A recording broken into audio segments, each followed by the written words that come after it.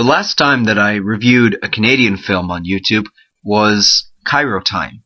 In the case of Cairo Time, it was the first film I'd ever seen of Ruben Nada, and I had thus little expectations for what she was going to do.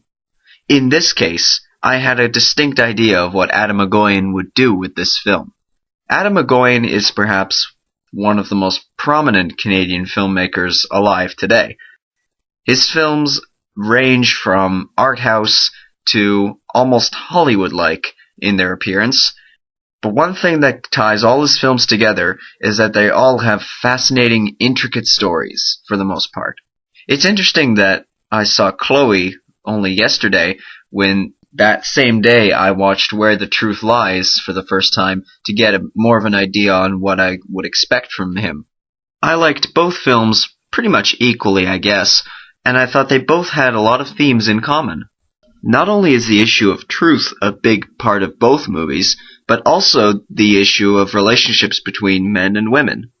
In the case of Chloe, we have the issue of Catherine's relationship with her husband David, and also, on a smaller level, her relationship with her son Michael.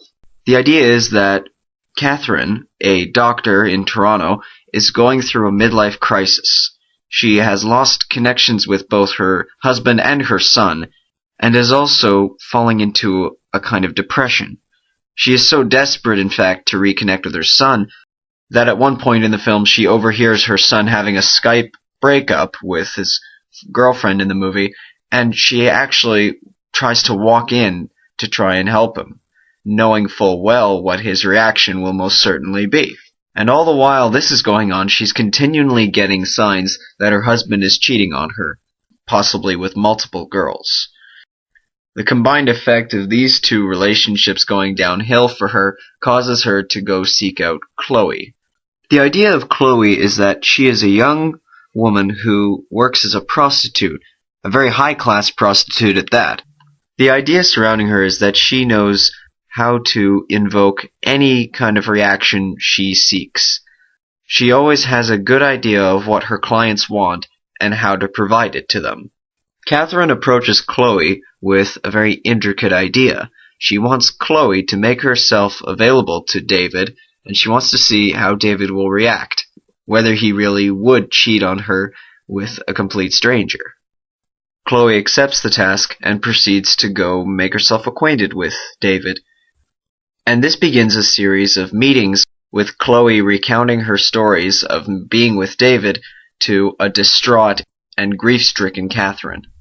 But there's something else in Catherine's reactions that seem to evoke a kind of masochistic desire for these stories. It's almost like she wants to hear what Chloe is saying, yet is too scared to admit it.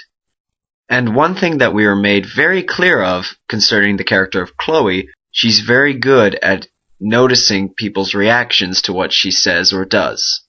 This series of actions leads Catherine down the slippery slope, and she ends up having to deal with far more than she ever bargained for in the first place.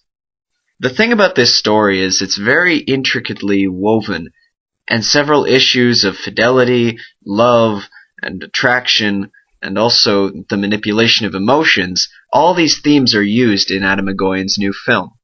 The idea of truth is something Adam Egoyan has long dealt with, whether it's the denial of the Armenian genocide in his masterpiece Ararat, or whether it's finding out about the murder of a young woman in Where the Truth Lies, or whether it's the issue of fidelity in this movie. Now, of course, there are flaws in this movie, and in this case, I really think the flaws generally lie with the ending.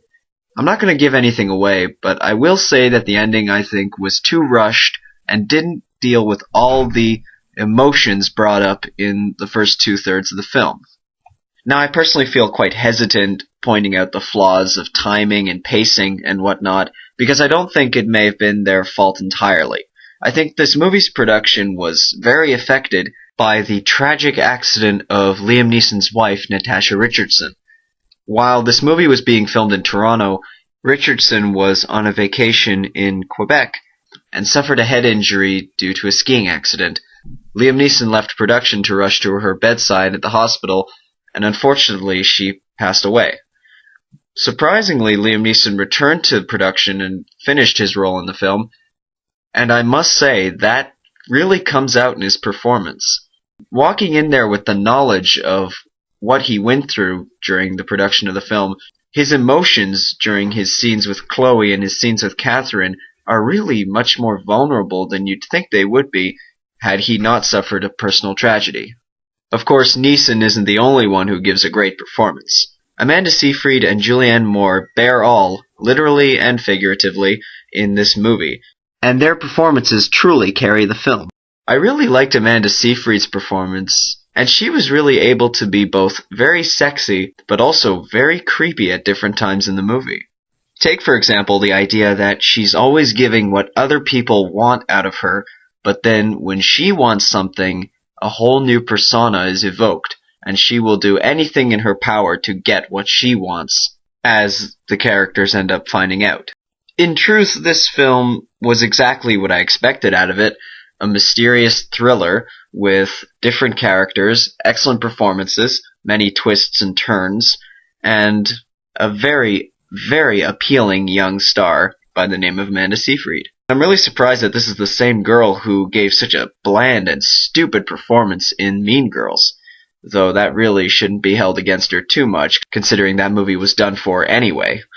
But yeah, all in all, I really enjoyed this film. I'm looking forward to seeing more of Adam Egoyan's films, and I hope Chloe is a success for him. Oh, and one more thing. I know some people have called this an American film.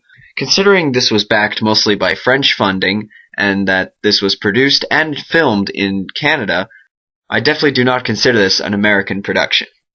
But whether this is Canadian, American, French, or British, this is still a good film.